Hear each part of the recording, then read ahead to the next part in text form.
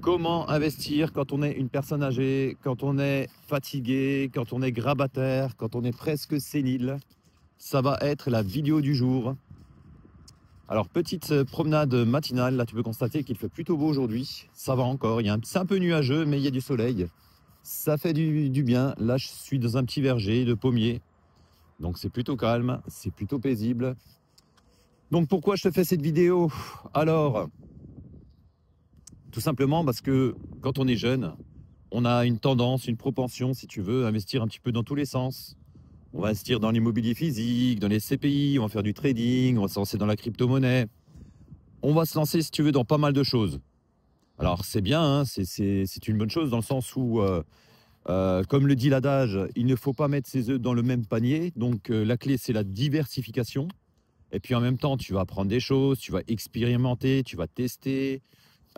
Tu vas pouvoir avoir des feedbacks de ce que tu as investi, qu'est-ce qui allait, qu'est-ce qui a bien fonctionné, qu'est-ce qui n'a pas bien fonctionné.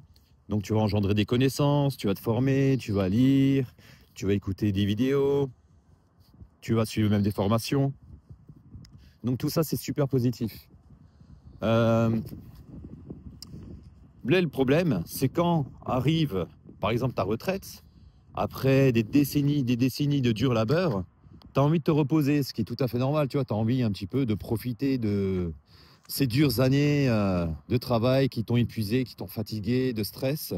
Donc je pense que lorsque tu arrives en retraite, tu n'as pas trop envie encore de te stresser, de te poser des questions, de ruminer des choses, tu vois, le soir.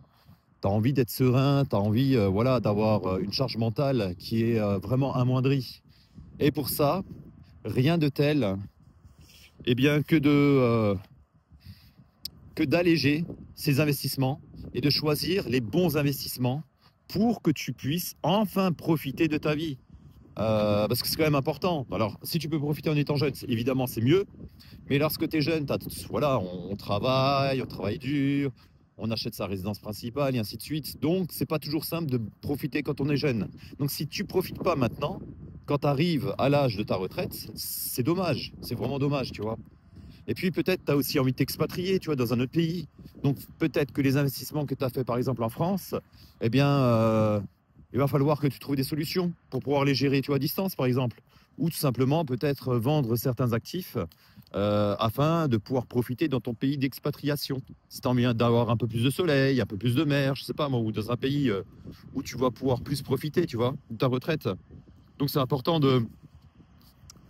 eh bien de tout simplement d'alléger certains de tes investissements. Alors dans un premier temps, moi ce que je te conseille à faire, c'est déjà d'augmenter tes liquidités disponibles. C'est important d'avoir plus de liquidités tout simplement pour pouvoir profiter de la vie, pour partir en vacances, pour te faire plaisir quand il y a quelque chose qui t'intéresse, tu vois.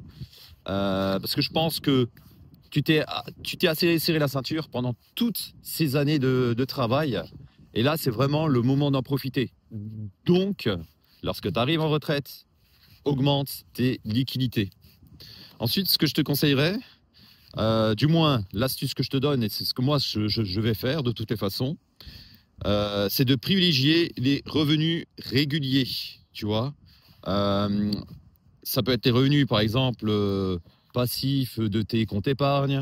Ça peut être les revenus concernant tes obligations, de ton assurance vie, par exemple, si tu as des assurances vie. Ça peut être aussi les SCPI. Donc, c'est l'immobilier papier. Donc, voilà, où tu touches des revenus de loyer assez récurrents. Donc, ça, c'est intéressant. Également, tout ce qui concerne la bourse, notamment les actions à dividendes. Il y a des actions qui te versent un dividende mensuel, d'autres trimestriels, d'autres de façon annuelle. Donc tout ça, c'est hyper passif. Donc ça, c'est intéressant de privilégier ce type d'investissement, tu vois. Ensuite, simplifier la gestion des investissements. Donc, choisis vraiment des placements et des investissements hyper passifs. Qui ne nécessite pas d'intervention fréquente. Et là, on en revient un petit peu à l'immobilier physique. Et aussi, certains business physiques, bah, je sais pas, par exemple, c'est un resto. Je pense qu'en retraite, tu en as peut-être marre, tu n'as plus trop envie de gérer ton restaurant ou de gérer ton entreprise. C'est peut-être le moment de la céder et de la vendre, tu vois, afin que tu puisses un petit peu voir autre chose. L'immobilier physique, si tu as beaucoup d'appartements en location, tu n'as plus trop envie de gérer tes locataires, ça devient compliqué, notamment si tu avances en âge. Tu arrives à 70 ans, à 80 ans, franchement, est-ce que tu as encore envie de gérer des conflits de voisinage? Est-ce que tu as encore envie de gérer des dégâts des eaux? Ou alors, quand il y a un matériel qui ne fonctionne pas, lorsque ton locataire t'appelle, est-ce que tu as encore envie d'aller chez l'appartement de ton locataire pour essayer de voir ce qui ne va pas? Faire venir encore des techniciens pour intervenir, changer le four, réparer la baignoire et ainsi de suite. Franchement, je pense qu'à un moment donné, faut lâcher un petit peu du lest. Soit tu lègues à tes enfants, tu délègues, ou alors tout simplement tu les revends. Donc ça c'est important, hein. Évidemment aussi, tout ce qui concerne la déclaration fiscale, c'est essayer de se la faciliter au maximum. Ça c'est pareil, si tu avais des business en ligne ou des business physiques avec des montages hyper complexes concernant la déclaration fiscale, eh bien essaye d'alléger tout ça. Revends tes biens, revends tes business, ou alors délègue à des personnes de confiance, à ta famille ou à tes enfants. Mais en tout cas, simplifie-toi les déclarations fiscales parce que sinon tu vas galérer, quoi. Ça va être très compliqué. Si à chaque année c'est vraiment une grosse usine à gaz, comment est-ce que tu vas faire pour te sortir de tout ça, tu vois? Donc ça c'est important. Aussi, fais attention de quand même conserver, si tu peux, ta résidence principale, ou du moins d'en avoir une, parce que tu n'es jamais à l'abri lorsque tu es locataire, que ton propriétaire te jette à la rue, hein. Peut-être que lui, il a décidé de revendre, et puis à ce moment-là, il va te dire au revoir, tu auras un préavis, tu devras quitter les lieux. Surtout si ce lieu-là te plaisait, donc essaye quand même d'avoir une résidence principale. C'est pas du luxe, ça peut améliorer un petit peu ta situation quand même, et surtout avoir beaucoup plus de sérénité.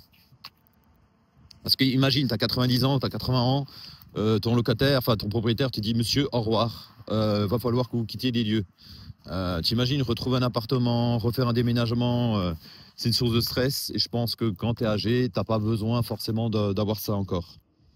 Limite, donc je t'ai dit l'immobilier physique, pareil, tu as des investissements un petit peu comme le crowdfunding immobilier, tu vois, ça c'est intéressant, mais ça demande quand même de l'attention régulière. Donc quand tu es âgé, quand tu as 70 ans, 80 ans, tu n'as pas encore envie d'être derrière des écrans en permanence pour gérer tes crowdfunding immobiliers, tu vois. Pareil pour le trading. Quand tu es jeune, c'est bien de faire du trading, par exemple en bourse ou alors un petit peu en crypto. Encore là, il faut faire super attention, hein. Moi, je ne recommande pas, hein. Moi, personnellement, j'ai fait un peu de trading, mais j'ai arrêté de façon assez rapide parce que je me suis vite rendu compte que finalement, le trading, c'est pas pour moi. Il faut être hyper qualifié, et de plus, il y a 95% des gens qui font du trading qui vont perdre de l'argent. Et puis, alors tu peux en faire un petit peu pour t'amuser, hein, pour apprendre un petit peu, c'est cool.